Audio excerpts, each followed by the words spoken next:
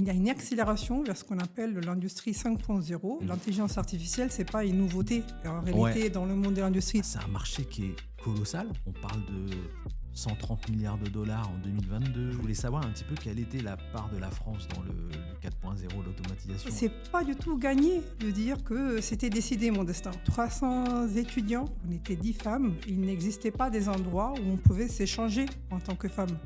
Alors, il existe des usines, mais vraiment 100% autonomes. Puis d'actualité, après, il y a une réalité des choses. C'est un avenir qui peut être très enrichissant et très intéressant pour les jeunes. Bienvenue dans Vision Terrain, le podcast signé La Draft, où les voix des acteurs et actrices de l'industrie résonnent pour faire bouger les lignes. Bonjour Hilaria.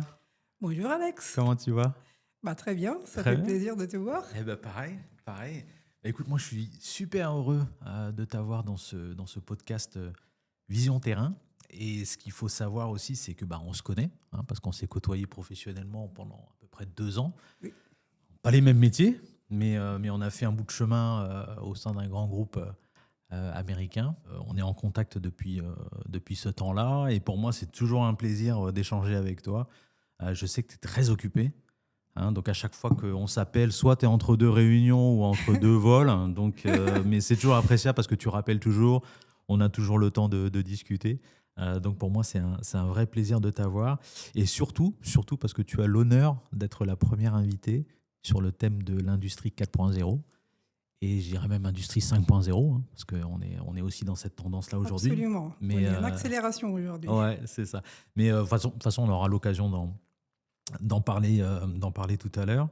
Moi, ce que je te propose, c'est avant de rentrer dans le vif du sujet, je vais me permettre de te faire ta présentation. Donc, tu ne fais rien. Tu as juste à m'écouter. Très bien. Puis à la fin, si c'est mal fait, voilà, tu attrapes ce que tu veux, tu me tapes avec. Oui, je suis curieuse de t'écouter. Voilà. Écoute, je me jette à l'eau, si c'est OK pour toi. Très bien. OK, go. Donc, né en Italie, je suis l'heureuse fille d'un papa ingénieur. Papa qui fait carrière dans l'industrie, notamment en tant que responsable de production dans le secteur de l'énergie. Avec cet héritage et cette influence paternelle, mon destin professionnel semblait presque déjà tout tracé. Arrivé à l'âge adulte, plus de doute possible. Je sais que j'ai ça en moi. Je ressens ce besoin viscéral de comprendre comment fonctionnent les choses, les machines, les turbines, les moteurs. Je me lance donc à corps perdu dans l'industrie. J'étudie l'ingénierie mécanique, je vis l'usine, je vis le terrain. Et ma carrière se construit au rythme de mes expériences au sein des grands fleurons de l'industrie. Mon ambition, après 20 ans d'expérience, toujours grandir professionnellement, découvrir, partager et transmettre en faisant ce que j'aime le plus, tout en étant ce que je suis. Une femme et une maman pleine d'énergie, parfois impatiente, mais surtout une femme ingénieure et fière de l'être. Buongiorno a tutti, mi chiamo Hilaria Michelizzi. C'est très bien, tu as très Est-ce bien que ça te résumé. Ça me va très bien. C'est oui. bien, c'est bien. Alors par contre, on dit souvent que quand on dit les choses en français, tu vois, ça apporte un certain cachet, une certaine élégance, mais je trouve qu'en italien, ça rend encore mieux. Tu vois, il y a un peu plus de vie, un peu plus de passion. La passion qui ressort naturellement. Alors du coup, si c'est toi qui le dis, ça donne quoi ? Alors, tout d'abord, tu as bien compris que j'avais déjà, mon enfance, je dirais, mon adolescence déjà à l'intérieur de l'industrie. Ah ouais. Je me souviens encore des occasions où, en gros, j'ai passé carrément la fin de l'année en salle de contrôle commande, par exemple, d'une usine. Oui, absolument. Excellent. Donc, c'est vrai que j'étais très inspirée par ça et par le monde qui m'entoure. Oui, donc toi, tu travailles chez Aveva, c'est ça ? Est-ce que tu peux nous parler de la société ? Ce que vous faites exactement ? Donc en fait, Aveva, nous sommes leaders dans la digitalisation industrielle. Donc on produit effectivement des logiciels industriels. Et la force justement de notre société, c'est celle d'avoir à cœur les objectifs de l'industrie. Donc vraiment l'optimisation de l'efficacité des usines, la réduction justement de la durée des cycles de design, de conception des usines, et réussir également à accélérer tout ce qui est durabilité. D'accord. Donc, ces objectifs de nos clients sont les nôtres. Et Aveva, du coup, fournit des logiciels pour accélérer leur chemin de digitalisation à travers des logiciels qui sont également déployés et disponibles en mode hybride et dans le cloud. Okay. Et donc aujourd'hui, on a besoin, si on considère l'industrie, de collaborer. Et cette collaboration est vraiment accrue à travers les solutions cloud pour pouvoir, du coup, créer une industrie interconnectée. Ok, intéressant. Et par contre, c'est pas du tout gagné de dire que c'était décidé mon destin. Parce que c'est vrai qu'on met beaucoup en doute les chemins d'une femme dans l'ingénierie mécanique spécialement au début. Est-ce que c'est vraiment ce qui te plaît? Est-ce que c'est le chemin que tu as choisi? Et en fait, de mon côté, je n'avais effectivement pas trop de doutes. Il n'y avait pas de doute. Mais autour de moi, il pouvait y en avoir. Ah, ok. C'est vrai que quand j'ai commencé ces chemins, il y avait environ 300 étudiants. Et on était 10 femmes. 10 femmes sur 300. 10 femmes sur 300 et on a terminé à 5 les chemins. Donc je peux te dire que j'étais parmi celles qui étaient bien motivées pour y arriver. Excellent. Et donc le chemin s'est établi ensuite en suivant, je dirais, la data. Pourquoi ? Parce que j'ai vraiment commencé dans un monde où, en gros, on regardait les données pour améliorer tout ce qui était flexibilité des cycles combinés. Donc, on parle d'énergie, d'installation électrique, effectivement, et on commençait déjà dans l'industrie à parler de besoin de flexibilité. Il y avait déjà une variation du marché de l'énergie, où, en gros, on n'avait plus à travailler je dirais, de façon stable nos installations, parce qu'il commençait à arriver les éoliennes, l'énergie renouvelable. Il y avait un changement du besoin du marché de l'énergie. Et donc ça a été déjà mon premier, je dirais, défi. J'ai toujours suivi l'innovation. Et donc rechercher toujours des nouveaux défis qui pouvaient me donner une envie de progresser, d'apprendre.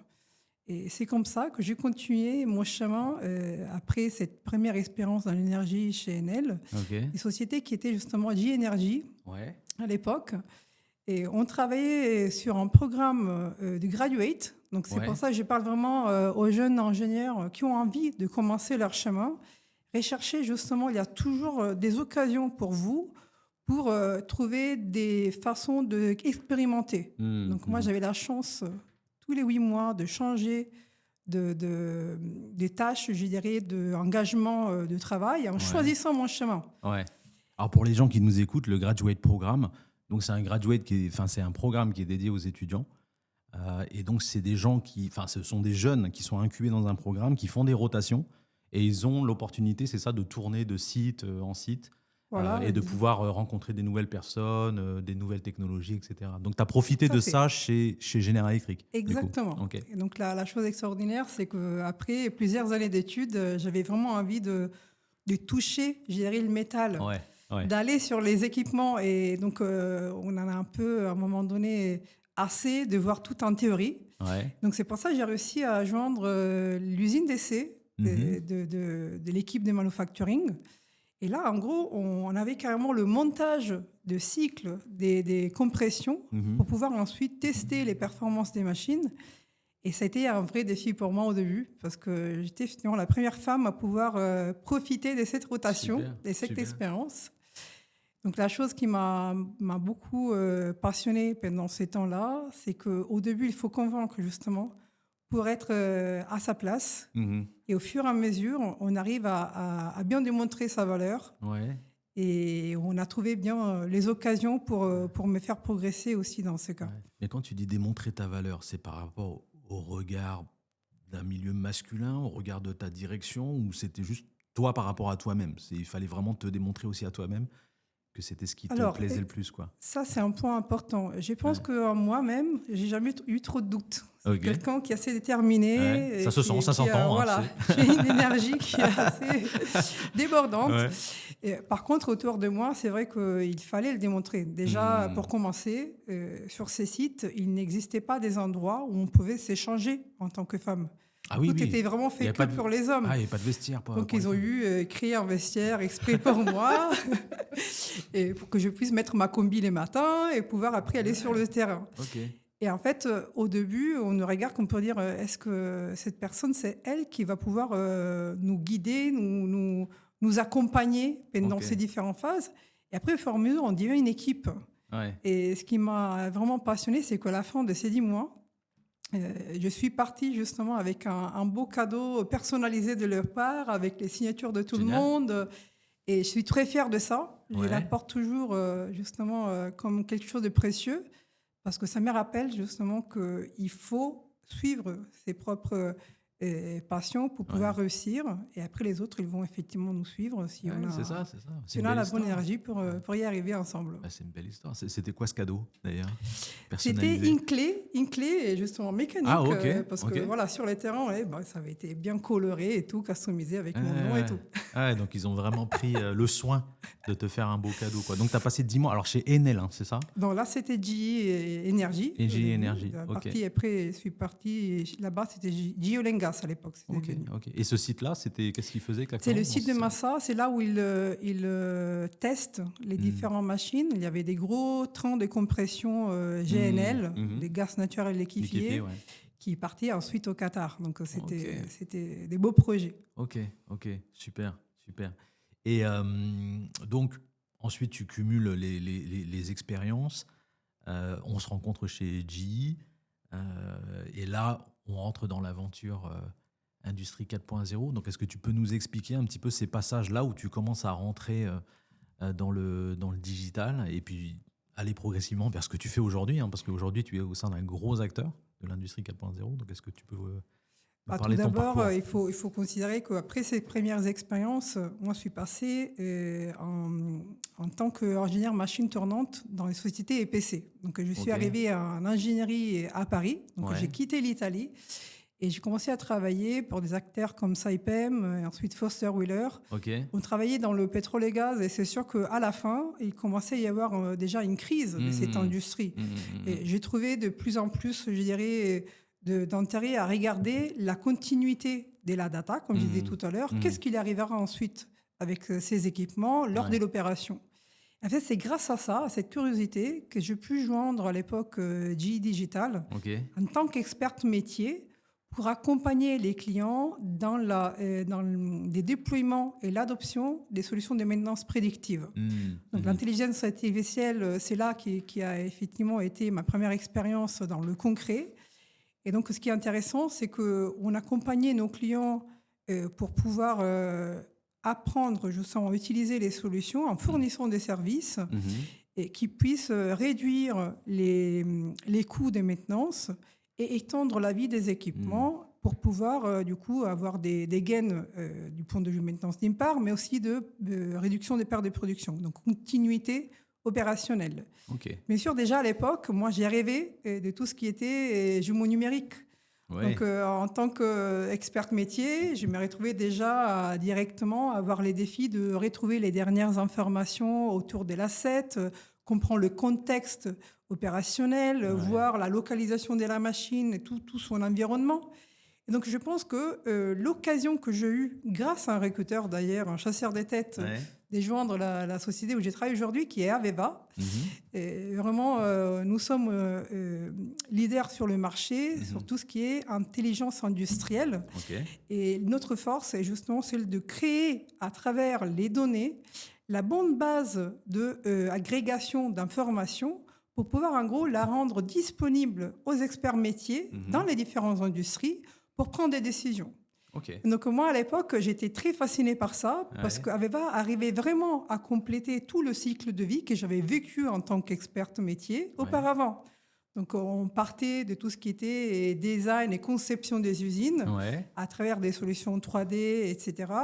On arrivait justement à utiliser cette connaissance pour faire l'handover, donc le passage des consignes vers le monde des opérations et optimiser tout ce qui était du coup opérations sur les terrains, performance, tout ce qui est efficacité énergétique des équipements. Et du coup, d'une part, réussir, encore une fois, réduire les coûts d'exploitation, rester dans le domaine plus compétitif et obtenir également des résultats du point de vue durabilité qui aujourd'hui sont nécessaires. Donc, si on pense à l'industrie 4.0, de quoi il s'agit ? On a réussi avec cette nouvelle révolution industrielle à utiliser des données grâce à l'IoT, au big data, les rendre disponibles pour créer des cas d'usage et avoir une meilleure visibilité sur les informations qui sont utiles au métier. Qu'est-ce qu'il y a de différent maintenant ? il y a une accélération vers ce qu'on appelle l'industrie 5.0, où avant, on se posait une question, quels outils, quelles technologies sont utiles à l'humain ? Maintenant, on met l'humain, l'utilisateur, l'expert métier au centre de cette stratégie.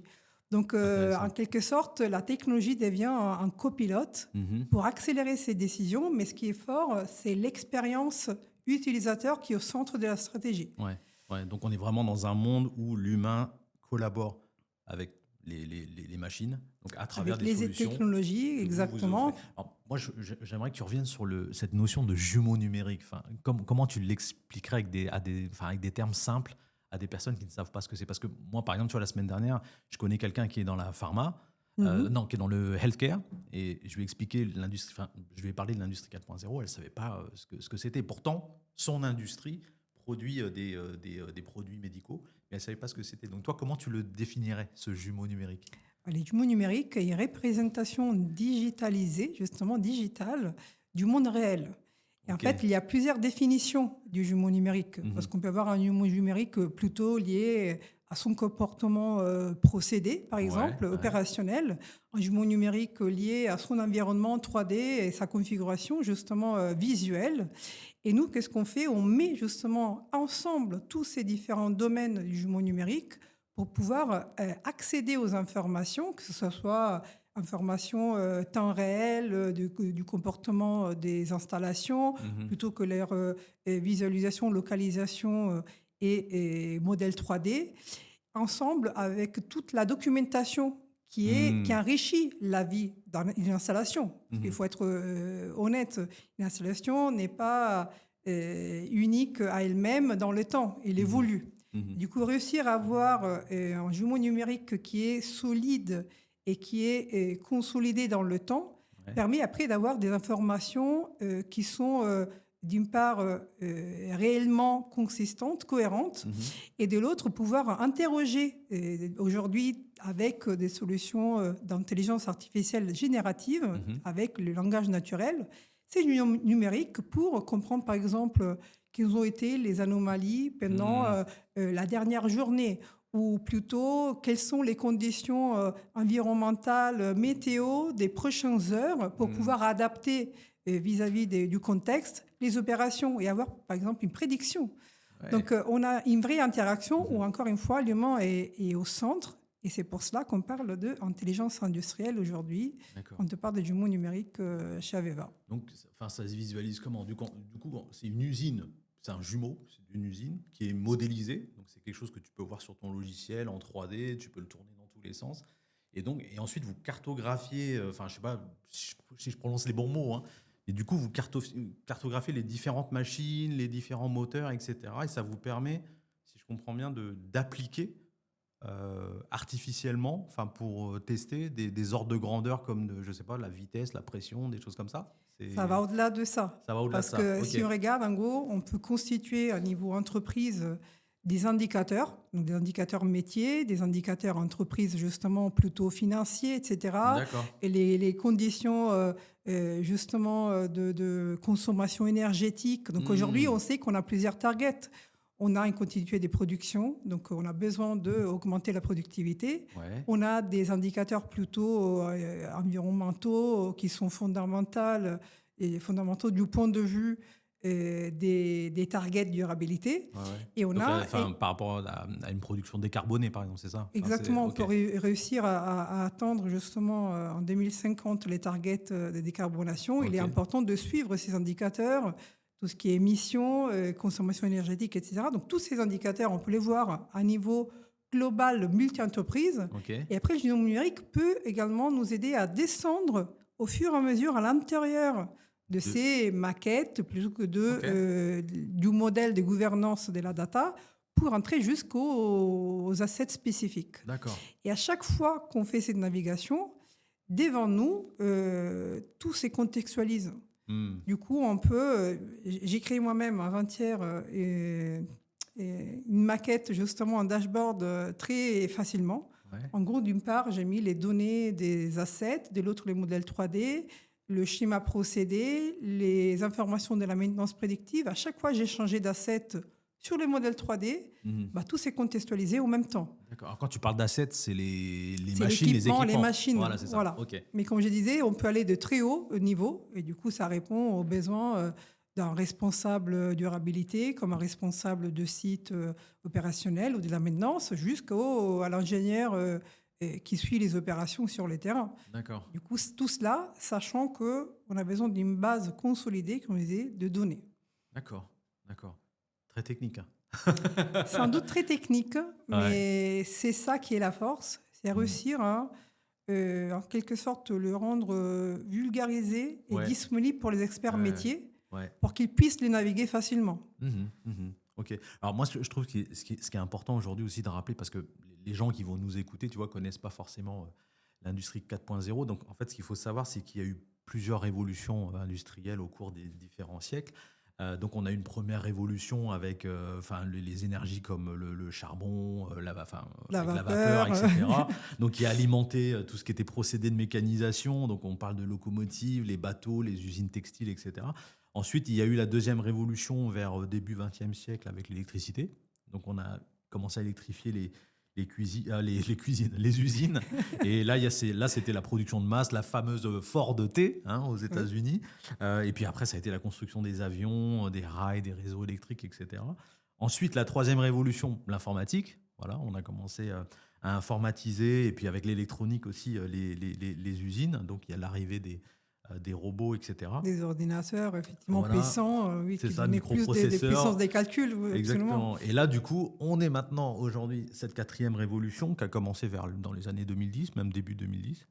Où là, avec l'Internet, Internet, la digitalisation, là, tout s'est accéléré. Donc aujourd'hui, au-delà de faire des usines qui produisent, on fait des usines intelligentes, maintenant, les fameuses... Smart Factories, c'est ça ? Smart Factory, on parle d'usines du futur en France, effectivement. Et c'est vrai que c'est à partir de là, je dirais le futur, mais c'est plus trop futur, c'est maintenant. C'est maintenant. Si on veut rester compétitif sur ce marché, c'est absolument nécessaire.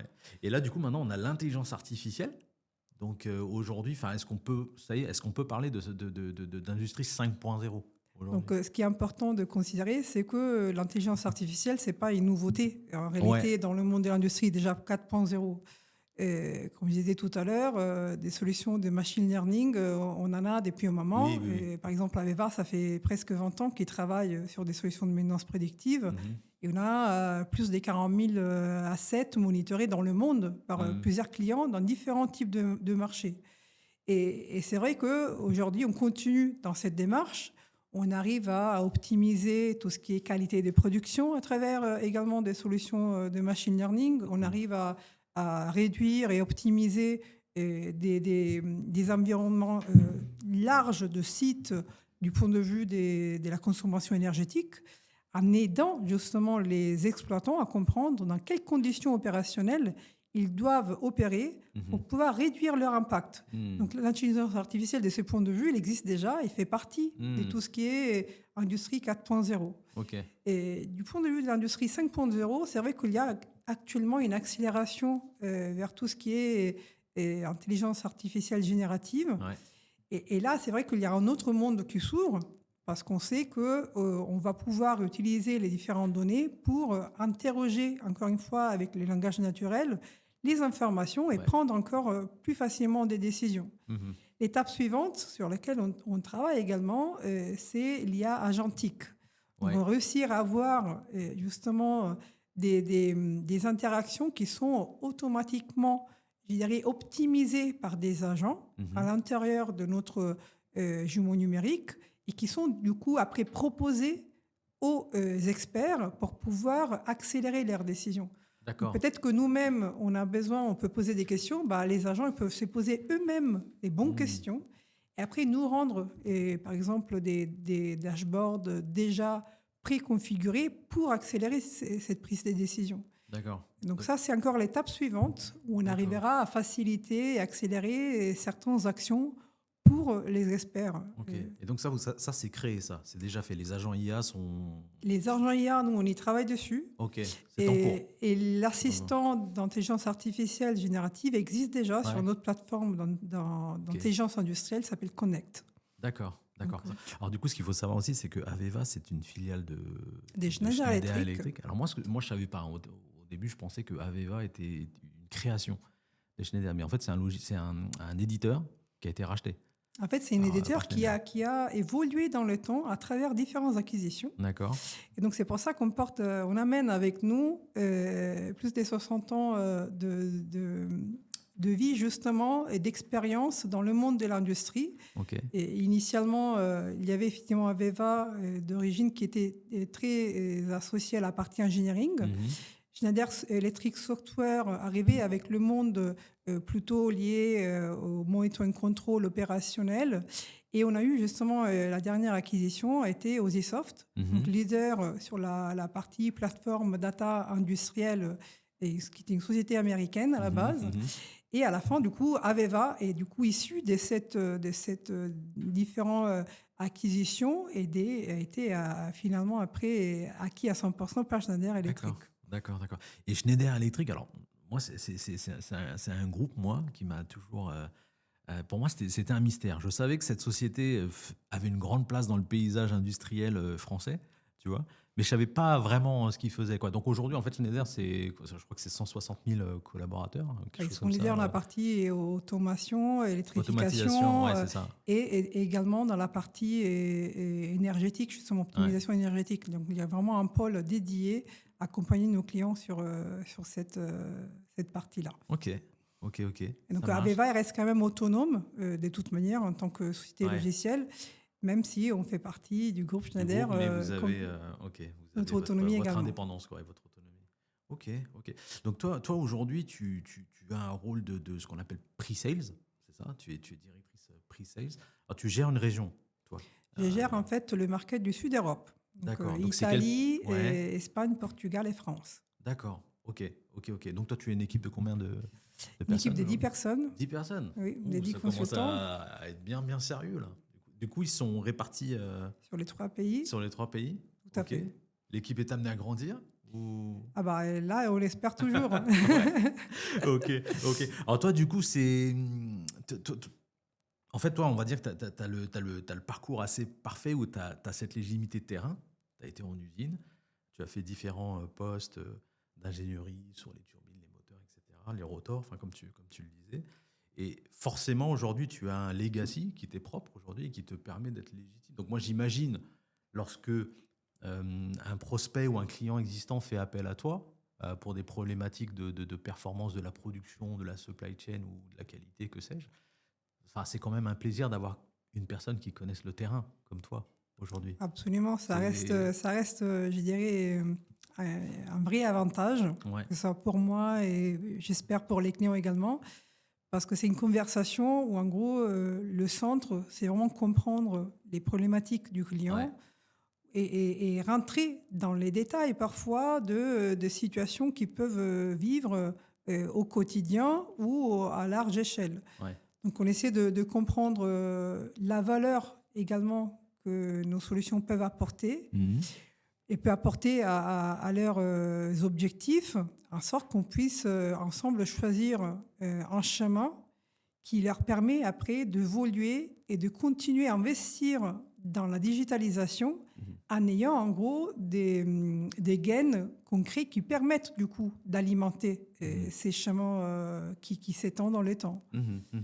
Et donc, bien sûr, c'est important, grâce à l'expérience sur les différents types d'industries, d'identifier d'abord les gains potentiels plus rapides. Donc, c'est là où on essaie justement également de conseiller et après de travailler en mode consulting avec nos experts et avec mon équipe. Ça marche. Alors, toi, étant directrice, je te connais un petit peu, je sais que toi, tu aimes le terrain, donc t'es pas du genre, c'est pas tes équipes qui se déplacent, tu te déplaces avec eux.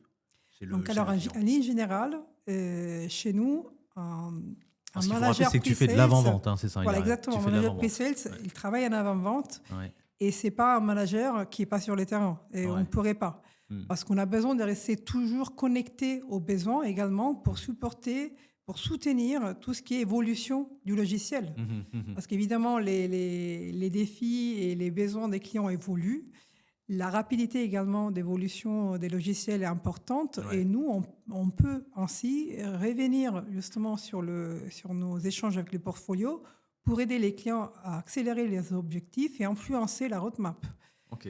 Donc pour moi, c'est fondamental de rester sur les terrains. Sur le Donc, terrain, c'est pour cela, je répare la semaine prochaine voir Ok. 2 clients et, Ouais. et Ah, c'est ça quelque chose fonctionne, de très, très fréquent pour moi, oui. D'accord. Donc, du coup, si tu as des clients italiens, espagnols ou français, tu as ta team et ils viennent avec toi sur le terrain dans le pays. Ça dépend des sujets. Donc, ouais. des fois, j'y vais en autonomie. Ça dépend des phases. Ok. Des fois, justement, ça m'arrive d'être plutôt en phase de découverte. Donc, pour comprendre les besoins du client au plus haut niveau, avant, après, d'associer l'expert plutôt produit sur les besoins qu'on développera ensemble. D'accord. Et après, il y a des cas où je ne suis pas du tout impliquée. C'est directement mon équipe qui mène les discussions avec l'équipe des ventes. D'accord. Donc, toi, tu es chef d'orchestre, mais s'il faut être sur le terrain, toi, tu es là. Tout à fait. Et puis, bon, c'est pas pour te déplaire. Non. Mon rôle, après, c'est surtout de supporter mon équipe. Ouais. Parce que d'une part, il y a les clients. De l'autre, c'est aussi l'évolution de l'équipe. Ouais. Et donc, comme je disais, nous, on est toujours en train d'apprendre des nouveautés sur les produits. Donc, on doit toujours rester à l'écoute des évolutions de nos logiciels et de l'autre des besoins du client pour continuer à évoluer ensemble. Donc ça prend beaucoup de temps. Et une grosse partie de mon travail, c'est également lié à tout ce qui est événements. Donc, je suis beaucoup sur des événements marketing. Et à délivrer des présentations sur des foires à niveau international. Ok. Donc, c'est justement cette expertise liée à tout ce qui est gestion des assets, de la performance, de la fiabilité, qui est souvent réutilisée également dans des échanges que j'ai à niveau marketing, événements. D'accord. Alors, parce que moi, quand j'entends pre-sales, aujourd'hui, j'entends connotation technique et la présence sur les salons. Donc, du coup, toi, il y a l'équipe pre-sales, il y a les sales aussi. Oui, c'est ça il y a souvent donc, les vous deux. êtes vraiment combinés. Exactement. Voilà. Donc, On va dire que c'est le combo gagnant, c'est le duo gagnant quelque oui, part. parce que donc, souvent sur un événement, il y a des stands, des stands avec des démos techniques justement, où on démontre et on montre justement la valeur. Et pour le faire, il y a besoin des personnes qui comprennent d'une part les besoins clients à niveau technique et de l'autre le produit pour bien montrer ce qui est de valeur pour eux. D'accord. Bon, j'imagine que que du coup tu as des leads sur place quand tu vas à ce type de forum ou de salon. Il y a des clients qui sont intéressés, donc c'est des leads tièdes, chauds pour vous, quoi. Tout à fait, oui, c'est comme ça. Et après, on travaille avec le marketing, avec ce qu'on appelle le LDR, voilà. Ok. Tout à fait. Super. Et aujourd'hui, alors, j'imagine que vous adressez tout type d'industrie. Tu n'as pas de dominante. Enfin, tu viens de l'énergie, mais tu peux adresser l'agro, la chimie, la pharma. C'est exactement ça. Donc, on a des clients dans tout type de marché aujourd'hui. Ok. Et c'est sûr, à la base, on travaille beaucoup dans le monde de l'énergie. Les exemples concrets, c'est par un France EDF et Engie. On travaille dans le monde de la chimie. Des clients comme Air Liquide, par exemple, Putucar Arkema. Ouais. Et on travaille également dans le monde de la pharma. En France, je pourrais citer Sanofi, par exemple. Ouais, bien sûr. Et on travaille dans tout ce qui est également agroalimentaire, dans le monde de produits de consommation. Ouais, d'accord. Par exemple, FMCG, Nestlé. Nestlé, c'est un exemple également. Gros clients. Et donc, c'est des gros clients.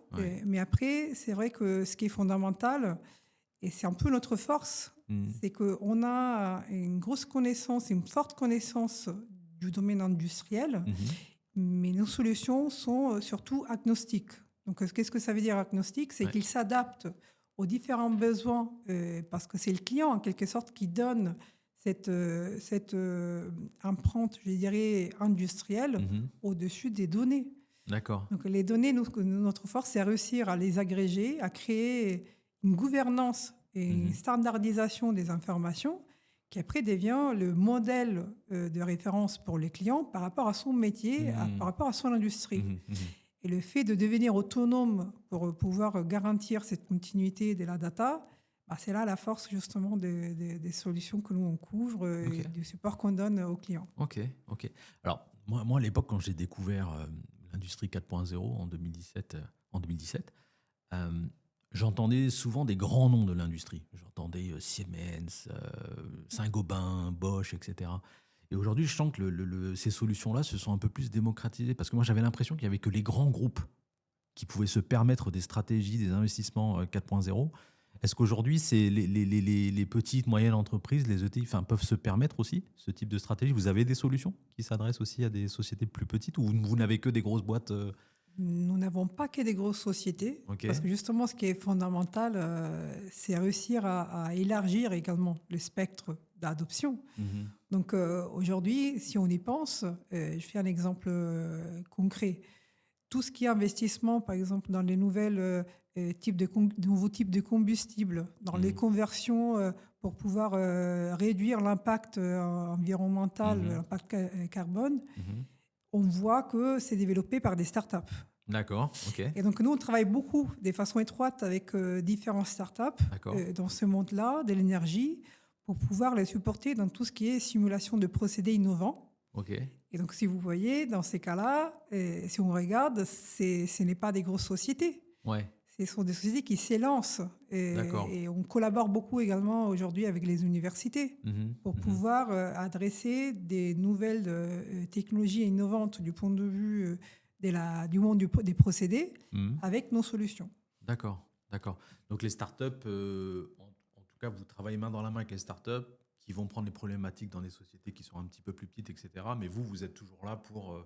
C'est des startups qui créent justement ces nouveaux procédés et qui vont après ensuite construire les usines du futur. Alors, c'est des startups que vous rachetez, c'est des startups avec lesquelles vous travaillez? Non, c'est des startups, ce sont des clients. C'est des clients. Eux-mêmes sont des startups dans le sens où ils font par exemple des investissements pour constituer ce nouveau type de combustible, l'analyser, voir l'impact qu'il a, etc. etc. Ouais. Et nous, en gros, on fournit à ces différentes sociétés nos softs de simulation de procédés qui a la flexibilité justement de s'adapter à des procédés qui n'existent pas. D'accord. Il est facile à mettre en place et c'est ça qui plaît à ces genres de sociétés. D'accord. Et après, encore une fois, il y a des sociétés qui sont plutôt liées au monde de la production et manufacturing. Donc, c'est sûr que là aussi, il y a différentes tailles. C'est un monde qui est très intéressant où on s'approche davantage. D'accord. Donc, vous adressez toute taille et, je veux dire, il y a le monde aussi des productions des batteries, par exemple. Là, c'est aussi une nouveauté et c'est aussi un potentiel target. Ouais, d'accord. Ok. Intéressant. Ouais, parce que j'ai vu que, on parle de 3200 startups industrielles. Après, je ne sais pas qui fait... Ils font pas mal font du SaaS. Après, d'autres font des SMR, là, les mini-réacteurs nucléaires, des choses comme ça. Donc ça, j'imagine que ce sont des clients pour vous aussi, quoi. Tout à fait. On travaille également dans ces domaines-là pour tout ce qui est design des SMR. Ok. Alors moi, j'ai quelques chiffres. L'industrie 4.0. Alors moi, je me suis renseigné. Aujourd'hui, c'est un marché qui est colossal, quand même. On parle de 130 milliards de dollars en 2022, j'ai 370 milliards en 2029. Avant 2029, 240 000. Il y a un vrai marché, quoi. C'est vraiment énorme, il y a des opportunités. Maintenant, je me posais aussi la question, parce que en France, par exemple, moi, je voulais savoir un petit peu quelle était la part de la France dans le 4.0, l'automatisation. Est-ce qu'on est en retard? On est dans les temps? Comment se comporte le marché français par rapport à l'industrie 4.0? Parce que toi, tu gères 4 régions. Oui, je gère plusieurs régions. J'avoue, la France reste quand même assez bien avancée, je dirais, au niveau Sud-Europe. Ce qu'il faut considérer, c'est qu'il y a également une volonté, si on y pense à niveau France, du point de vue guide, je dirais, du pays, à accélérer tout ce qui est digitalisation. Automatisation de gestion. Et donc, il reste quand même important de considérer qu'il y a différentes maturités. Donc, comme on disait tout à l'heure, c'est sûr que le monde de l'énergie, c'est le premier qui a commencé à rentrer dans la partie gestion de la data, optimisation du design des usines. Donc, peut-être qu'ils sont plus matures que d'autres types de marchés. On voit par exemple aujourd'hui, même dans le monde minerai, métallurgie, on a beaucoup de difficultés liées à la volatilité du marché, aux besoins, à la compétitivité. Et là, il faut qu'ils accélèrent, d'une part, pour réduire l'impact environnemental, parce que c'est parmi les plus pollueurs, je dirais, au niveau des industries, et de l'autre pour la compétitivité. Donc on voit qu'il y a des industries qui commencent à se rattraper en quelque sorte. Et même si on pense à la pharma, avant, on n'avait pas forcément cette accélération. On a vu un exemple avec Pfizer, c'est un de nos clients. Et c'est pas en France, mais ce que je veux dire, c'est qu'il y a eu une accélération nécessaire liée aux besoins de la situation du Covid. D'accord. Donc, ce qu'on voit, c'est que 2 fois, ça devient nécessaire pour pouvoir faire face aux défis sociopolitiques et à la situation. Et en France, c'est pas de moi. On voit que c'est une direction qui reste de toute façon d'intérêt pour les grands groupes, autant que pour les petits, pour améliorer leur compétitivité. Je dirais qu'aujourd'hui, c'est plus trop un choix. C'est vraiment une nécessité pour pouvoir rester encore sur le marché. Oui, tout à fait. Alors moi, c'est vrai que j'entends beaucoup parler de réindustrialisation. Moi, je suis très investi dans cette cause-là. Et effectivement, l'automatisation, la robotisation, la digitalisation, sur fond d'industrie 4.0, si tu ne l'adoptes pas, tu meurs quelque part. Aujourd'hui, on sait que pour livrer un produit de qualité, il y a le coût de production qui prend une bonne partie du coût du produit. Donc pour automatiser, ça permet aussi de réduire les coûts, parce que peut-être moins de main-d'œuvre aussi. D'une part, c'est l'efficacité qui augmente, la productivité de l'autre. Et donc, c'est sûr qu'il y a une partie d'automatisation.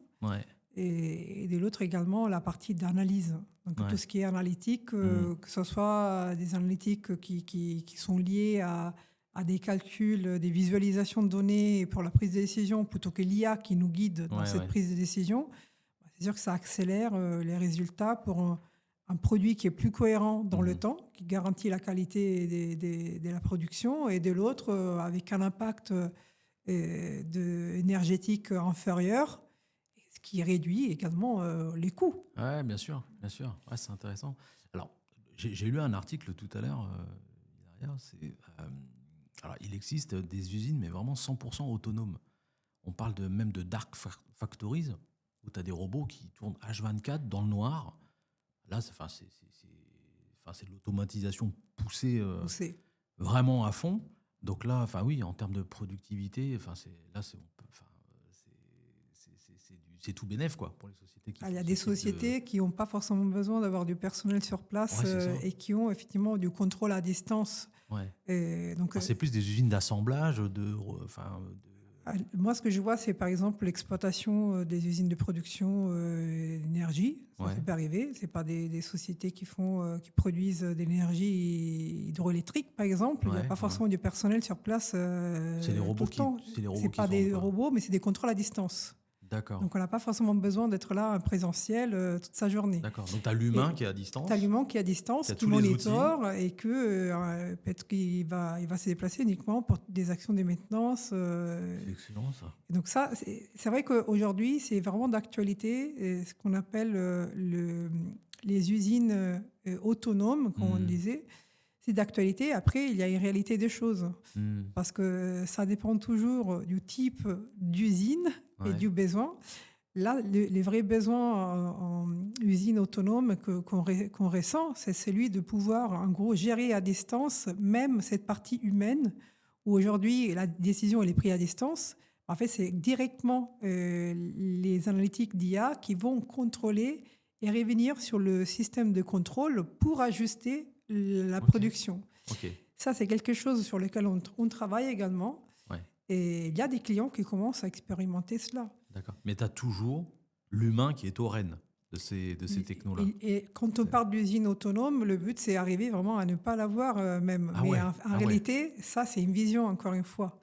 Du coup, il faut considérer... Mais ce n'est pas aussi loin que ça. C'est pas aussi loin que ça. C'est demain, quoi. C'est vraiment les gros sociétés de l'énergie commencent à réfléchir à ça et ils commencent à mettre en avant des cas d'usage où on peut effectivement optimiser tout ce qui est, par exemple, le réglage de la charge entre plusieurs machines, adaptation des opérations, avec des simulations qui après, derrière, récontrôlent les set points opérationnels de façon automatisée.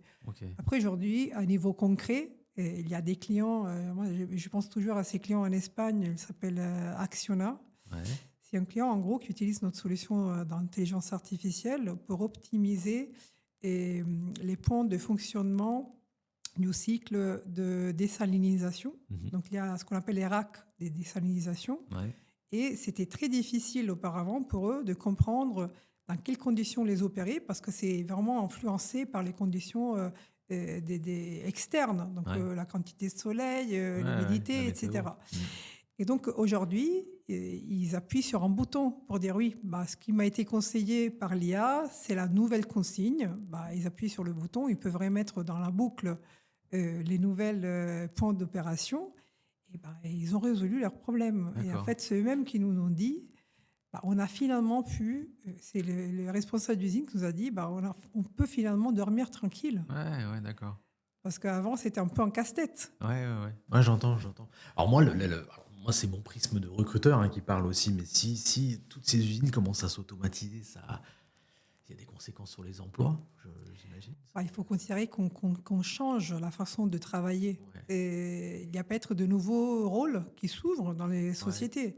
Ouais. C'est souvent ce que j'entends, c'est l'IA va booster l'humain ou va transformer les emplois de l'humain, mais ça prend quand même des jobs si on regarde la réalité. Mais du coup, si cette IA-là transforme les jobs de l'humain, vers quoi ils vont aller? Maintenant, est-ce que c'est encore en réflexion ou est-ce qu'il y a déjà des pistes qui ont déjà été trouvées pour ces ingénieurs-là?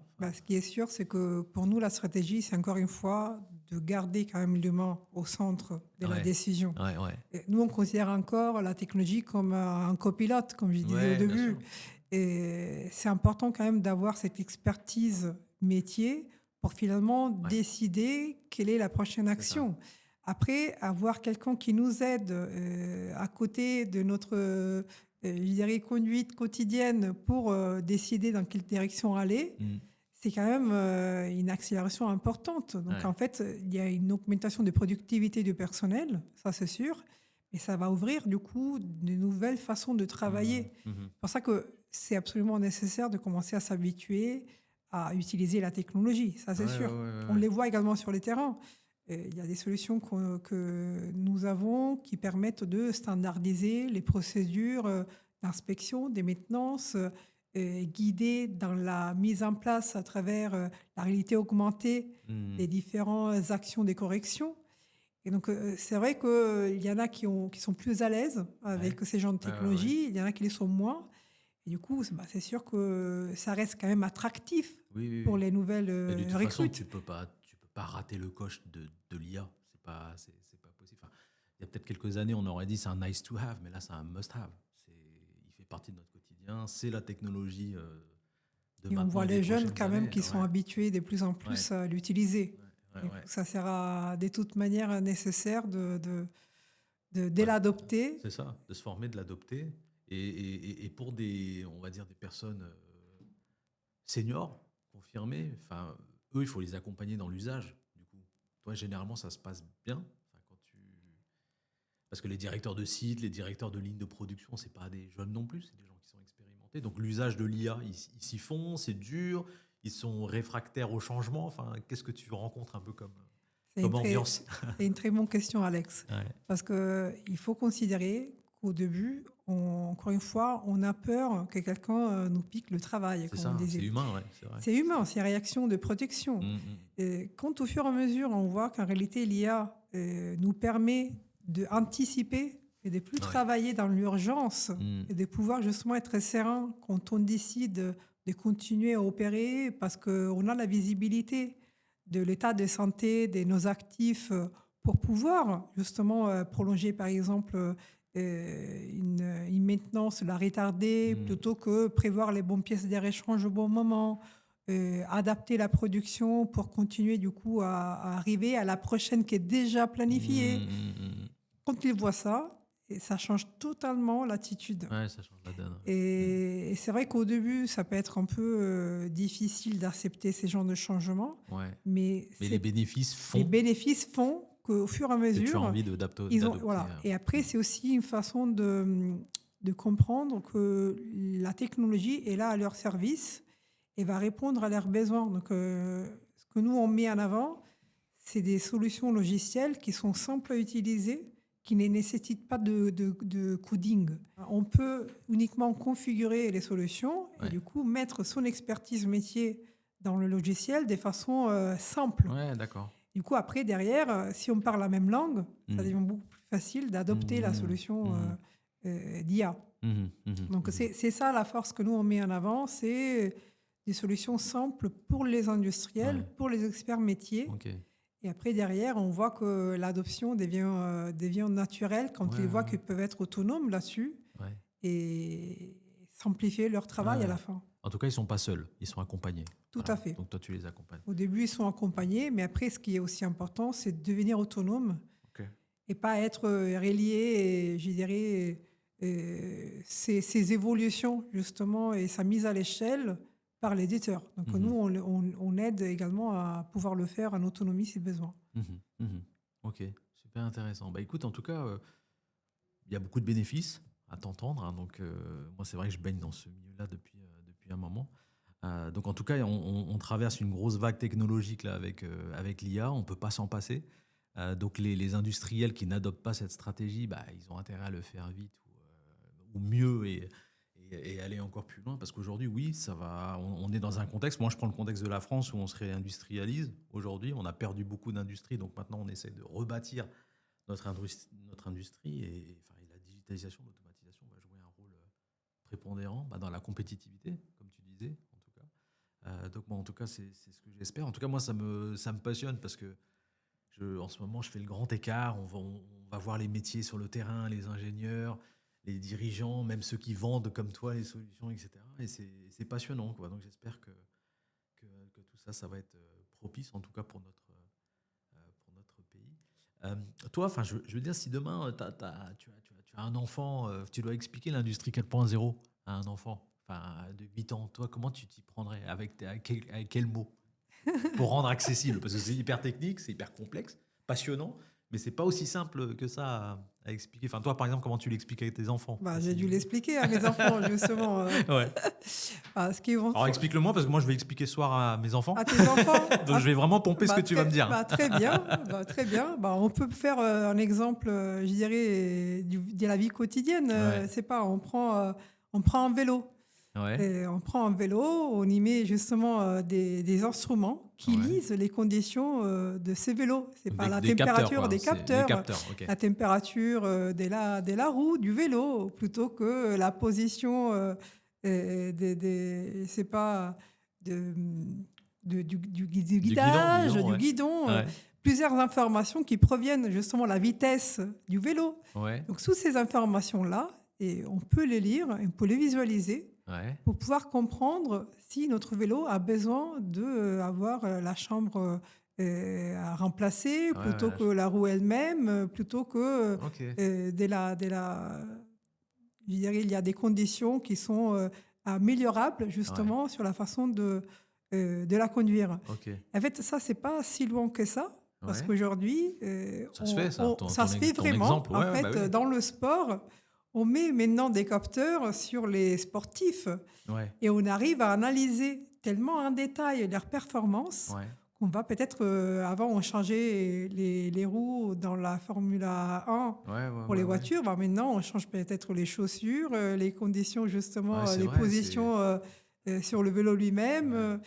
Donc je pense que j'expliquerai qu'à travers justement des informations et des capteurs, on peut améliorer la façon d'utiliser un vélo et d'être plus rapide et de gagner et de le garder en bonne santé. Et de garder en bonne santé. Oui, parce qu'on monitore également les battements de cœur du sportif et on suit justement toute sa performance de A à Z.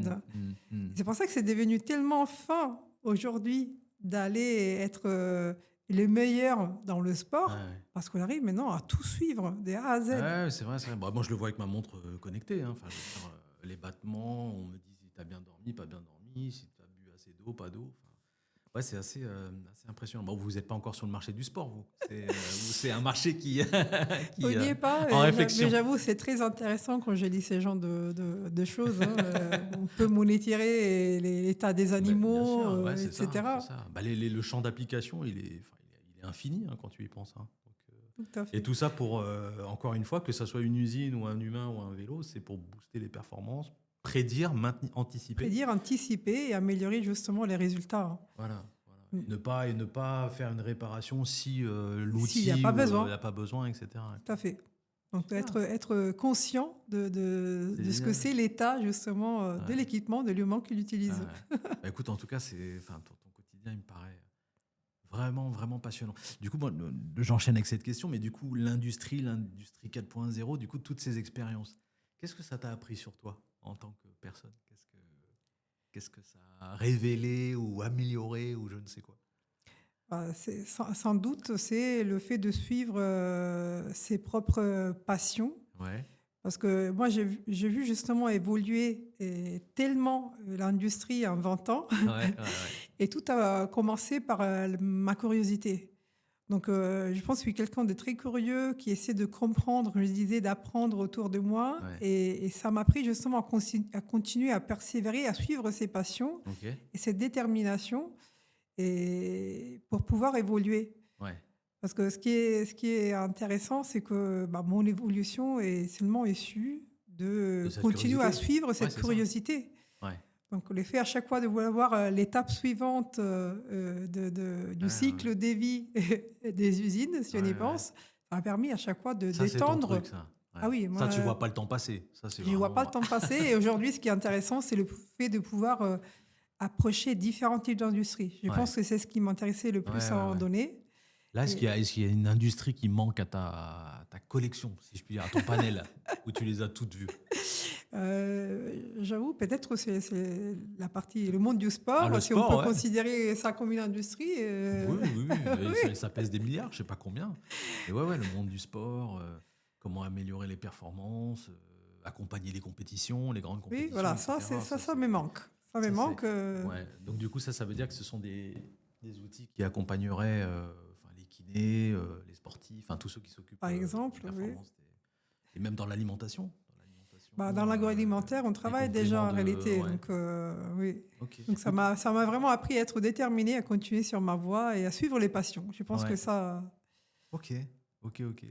Alors, moi, j'aimerais te poser une série de questions. Alors, j'aimerais te faire un thème. Et si ça t'est arrivé à toi ? Alors, c'est une spéciale recrutement. Hein. Tu sais que je suis recruteur, donc c'est un peu orienté. Mais si un candidat est brillant techniquement, mais zéro soft skills, tu prends le risque ou tu... pas du tout. Non. Pour moi, les soft skills sont vraiment un point vraiment fondamental. Okay. Dans mon équipe, on travaille beaucoup justement sur le partage de points, des possibilités d'amélioration de nos soft skills. Ouais. Et c'est vraiment partie des choses que je considère intégrantes et fondamentales dans un rôle de professionnel. Ok. Oui. Donc pour toi, soft skills, c'est vraiment important. Si quelqu'un veut bosser avec toi dans ton équipe, il faut qu'il démontre d'avoir justement la bonne attitude et flexibilité, la bonne empathie aussi d'écoute. Il faut considérer que nous, on travaille avec des clients. Ouais. Donc il faut que tu retrouves Il faut qu'on puisse les écouter, les comprendre. Et les soft skills, ils font une grosse partie justement de notre travail. Ok, intéressant. Et puis je te propose de finir juste par un quiz terrain, que j'appelle terrain. Okay. Donc je te donne 2 propositions, tu réfléchis pas trop, tu me dis laquelle. Okay. Et on enchaîne. T'es plutôt casque de chantier ou casque audio ? Chantier, facile. Visite d'une usine ou démo digitale ? Je préfère toujours la visite de l'usine. Encore une fois, oui. Ouais. Alors plutôt le bruit d'une turbine qui tourne ou plein de data sur un dashboard ? Non, par contre, j'aime bien les datas dans les dashboards. Ah, t'aimes bien les données ? Bah oui, oui, maintenant c'est... Et c'est peut-être parce que le bruit me dérange éventuellement. ça a pris le pas, quoi. Oui. Ok. T'es plutôt bot de sécurité ou talon en conf call ? Je suis encore un peu talon en conf call. Hein. C'est vrai ? Oui, moi j'aime bien... Ça fait quoi ? J'aime bien aussi au style. Excellent. Tiens au style. Ouais. Et ta vision, c'est plutôt aucun défi n'est insurmontable ou la passion ouvre toutes les portes ? Aucun défi n'est insurmontable. Ouais, pour toi, Oui. Toi, tu aimes te challenger. J'aime les challenges et je crois beaucoup au travail d'équipe pour y arriver. Ok, super. Bon, là, après, je rentre un peu dans l'émotionnel, mais finale de Coupe du Monde, France ou Italie? Ah, c'est facile, hein, l'Italie direct. Ouh. Je suis désolée. Non, bah écoute, de toute façon, on peut J'ai pas renier. J'ai la double nationalité, mais c'est vrai que je suis pas née. On peut pas renier ses racines, hein, bien sûr. Ok. Bon, rock'n'roll ou salsa, bon, je le sais, hein, mais. Salsa, j'aime bien. Je sais. Ok. Bah écoute, super, merci beaucoup, Hilaria. Maintenant, qu'est-ce que je peux te souhaiter pour la suite? T'as une belle carrière, tout se passe bien perso. Enfin voilà, qu'est-ce qu'on peut te souhaiter pour la suite? Sans doute continuer à m'amuser dans ce que j'ai fait et à réussir justement à amener avec moi le plus de personnes dans leur passion. Dans ce secteur? Oui. Dans ce secteur, dans le secteur industriel et surtout industrie 4.0. Parce que je pense que c'est un avenir qui peut être très enrichissant et très intéressant aussi pour les jeunes. Ouais. Et j'en suis certain aussi. Bah écoute, merci beaucoup, Hilaria. Merci à toi, Alex, pour cet échange. À bientôt. Alors moi, j'avais une petite question à te poser. Je crée une playlist, moi, tu sais, parce que j'aime bien, quand je rédige ma newsletter, écouter de la musique. Toi, c'est quelle chanson, toi, qui te donne la pêche quand tu as envie de te rebooster ou tu as passé une journée pas terrible? Il y a une chanson qui te vient en tête assez rapidement. Moi, j'aime bien Viva la Vida. Viva la Vida. Bon, bah, écoute, de Coldplay. C'est de Coldplay. Ok. Bah écoute, je note et ça deviendra ma playlist Vision Terrain, quoi. Donc merci à toi, Hilaria. Merci à toi, et Alex. À bientôt. À bientôt. Ciao.